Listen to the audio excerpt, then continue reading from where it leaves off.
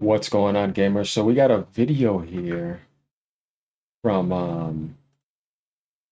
Mr. NX Gamer here on Ghost of Yotei. It gets very interesting because we got a PS5 Pro and PS5 comparison here. You guys ready to take a look at this? Let's see if it's going to have any performance issues or anything, because according to this big day one patch, it's pretty good. So I don't know if he did this comparison before the patch or not, but let's get into this. Like, I'm subscribed. Let me know what you guys think. Here we go.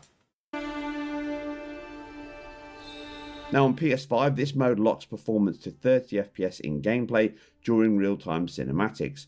On both base PS5 and the PS5 Pro, all cutscenes are capped to 30 FPS across all modes. The base PS5... Y'all, I don't understand why we're still getting 30 FPS cutscenes, because I think it's on a budget, because you can see games like Yakuza Zero Director's Cut on the Switch 2 get 30, not 30, but 60 frames per second cutscenes. Pretty interesting, isn't it? So I think with this budget that they're doing for this game, they're doing that, but, you know, whatever.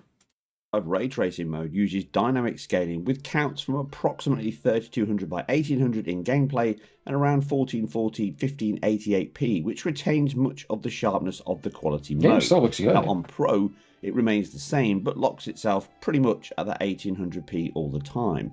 The other exclusive mode, though, titled Ray Tracing Pro, offers the best of both. The same 4K output of quality and ray trace GI, but now at 60 FPS. So that is nice to know. That's clarified for us, y'all. I have to say I'm pretty happy about that. As you guys know, a friend of mine helped me get a PS5 Pro yesterday, and I got $330 trade-in credit for my PlayStation 5 at GameStop. So yeah, it was a pretty nice deal. I'm like, okay, because otherwise I'm not paying for that. You know what I mean? I was like, okay, refurbished for 60 over here, and it's the same thing. We were just looking at stuff, but yeah, I ended up getting one. So when I get this, I'll be playing that on there. Looking forward to that. And if you guys didn't know, right now, yeah, the store credit went up by 50. I don't know if it's, and you guys are sending, but for mine, the PS5 went up from 275 trading value to 330. Let's continue. Again, cutscenes remained at 30. Now this appears to use PSSR though, with the engine now scaling lower than base PS5 to enable the halving of the frame time to consistently hit that 60 FPS rate, with a counted low of approximately 1260p, although there was a couple of points that I counted 1080p, so this is either the base and then it's reconstructed back, or like the other modes, it scales dynamically and reconstructs back to 4K. The excellent image quality and stability of the game, specifically with so much foliage, subpixel detail and geometry, is impressive, and this mode enhances the gameplay due to the faster and more responsive input times and refresh. The difference between Ray Tracing 1800p and Ray Tracing Pro PSSR is quite small, with PSSR sometimes offering better high frequency detail and stability on grounds and sharper textures, along with less particle trails than the game's TAA solution. That's good to know, because since they're first-party in-house developers, they'll be able to take more advantage of that, and it is nice to know that it finally is working well here. And I expect this game to be optimized more over time and eventually get that FSR4 update and look even better. I'm telling you guys, FSR4 is going to be a major jump, because it's better than DLSS 3.1. You know how good that was, how much better that is than the console FSR people are stuck with. FSR4 is the closest transformer and CNN models I've ever seen to NVIDIA as possible. Duh, DLSS 4 is still better, but this is the closest I've ever seen AMD get to NVIDIA, and I'm telling you, it's going to make a major difference. Ironically, less ghosting, but in others it can be more unstable, with moire patterns on large textures, such as this cartographer's map under movement, or the ambient occlusion amongst grass, which is handled better even in the performance mode, which all modes use screen space shadows and screen space ambient occlusion to improve the visual fidelity. I don't know if the day one patch is going to clear this out or not, but obviously this is when he's showing it. I don't know if he would make this footage today and have it up that quick. You never know. I think that when the day one patch comes, we probably won't see any of this, but we'll see though, because we're going to be doing comparisons then. So the modes have a trade-off, but the impact and improved performance and visual quality means for pro players, the Ray Tracing Pro mode is the clear winner.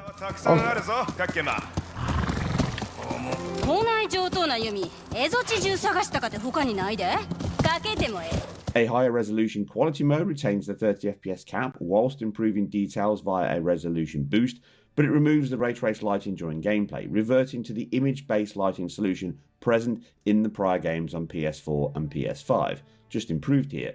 This mode keeps everything cleaner and crisper via a native 4K, which appears fixed on PS5 Pro, but on PS5 it appears to scale to an approximate low of 1800p in the heaviest sections. The result is both consoles achieve the target well enough to not care and convince. Now, last but not least, a high frame rate performance mode targets 60 FPS during gameplay with minor cuts to visuals and image quality. Again, the real-time cinematics still run at 30 FPS and retain the ray trace lighting and higher resolution for the improved fidelity. Thankfully though, the excellent combat system benefits greatly from the improved frame time and lower input latency it offers via that 16 millisecond frame time rather than 33. Now on base PlayStation 5, we scale from 2560 by 1440 down to 1920 by 1080. It still looks great with a clean, sharp and stable image, although it is softer than all other modes, but again, in combat you won't really notice this. Now the Pro gets the same mode with tweaks. Well, one. It now targets that same 1800p output of the RT mode with DRS, but often now just stays around 1800p, but a low of 1620p was spotted. Now this means that the Pro is delivering anywhere of around 56% higher resolution over the base console at the same visual settings and frame rate. That's what I wanted, and for PSR to be added on with that. That's when it can actually start working well. This is why I waited, and I'm glad I got this gift recently too. Because now all the beta testing phases is about to be able to go away. This is working. FSR4 is around the corner. GTA 6 is going to be there. Got to invest into it. Where else am I going to play that? And yeah, we want the premium experience. We want to get that to you guys on this channel too. We'll be doing streams and all sorts of stuff. So look out for that in the future. Let's keep continuing. Now this mode is the best option for those pro players that prefer the sharpest visuals and fastest gameplay that cut like a knife. Well, a sword.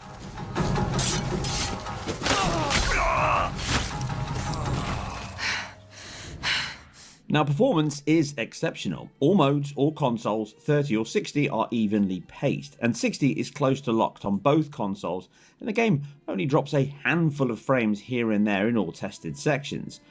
Now, some odd dips did occur during a couple of battles, even in the 30 FPS ray tracing mode, but these look to be context or contention issues rather than anything bigger than that, and they can cause 100 millisecond plus spikes when entering a face-off or even killing a foe. I did find that restarting the game fixed these issues, because I also had a couple of crashes to the operating system after a few hours of play.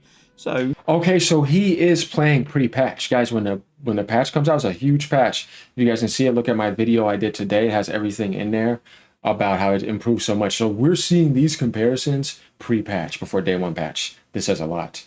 I'll make sure to put that in my headline. The dreaded memory juggling may also be a factor, but a day one patch is due on launch, and it actually just dropped as I completed the end of this video, delayed due to personal circumstances, I'm afraid, and this may resolve those isolated and minor issues. In fact, the only repeatable dips are using the sections where you can walk between periods, which reloads the entire scene with new lighting, objects and models, and this has around 100 millisecond cost from the SSD I/O getting the data in and out of RAM. Now, it's not noticeable in play, and it shows you how much they are managing here in such a large, dense and packed world to fit into the console RAM budget. That's no pretty matter cool. which mode or console you play on. See, that's the thing. That it's optimized in general, like really good. I like that. The game not runs a bugged exceptionally game. well and dips far less than the original did on base and Pro PS4. Now, the other big benefit from such an action and timing-based game to performance is input latency. The time it takes from pressing a button or moving the sticks or mouse and something happening on screen. Now, as long-term viewers know, I have been covering it since I started the channel back in 2013 now, and it's as big a deal as ever. Now here, going from the heaviest mode in quality due to its high resolution and 33 millisecond frame time, we get a median input time of 114.75 milliseconds, using a mix of camera and action inputs. Now for a 30 FPS game, this is actually quite good, and certainly far from the worst I have tested before, but for such a frantic game, sub 100 milliseconds should be the expectation. Yeah, definitely with a game that if you're playing on a difficulty like lethal and every millisecond counts like you're a real samurai, imagine that even split amount of that being interrupted. You want as much latency lowered as possible and the MS to be very low. So ALLM and having a TV or a monitor definitely for sure would be better.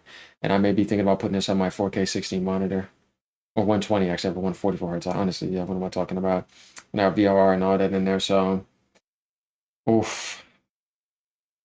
And 30 FPS games make that much harder to achieve, and Yeah, that no is 30, where the screw that. performance mode and the PS5 Pro exclusive ray tracing mode make an even bigger stride, with them both being significantly faster and well below that 100 millisecond threshold. Unsurprisingly, the PS5 Pro ray tracing mode is the fastest, being some 38% faster than quality Yes. mode at 71 milliseconds, and performance is I'm ready for some epic samurai content. You don't understand. Bleach is my favorite anime, by the way. I comes to the samurai worlds, you don't understand. It's a huge thing for me. So I'm here and I'm looking forward to it. And I'm glad things did end up turning out the way they were. We're gonna give Sucker Punch, like I said, the benefit of the doubt and see how good this game is gonna be. marginally slower at 83.5 milliseconds, still 27% faster than quality, with them both being 30 to 40 plus milliseconds faster than that slowest mode, which Okay. anyone can feel and appreciate. Now, the final piece of the performance puzzle is loading, and it's cartridge level fast here, with the journey from the main operating system to dash straight into the last save seamless and instant.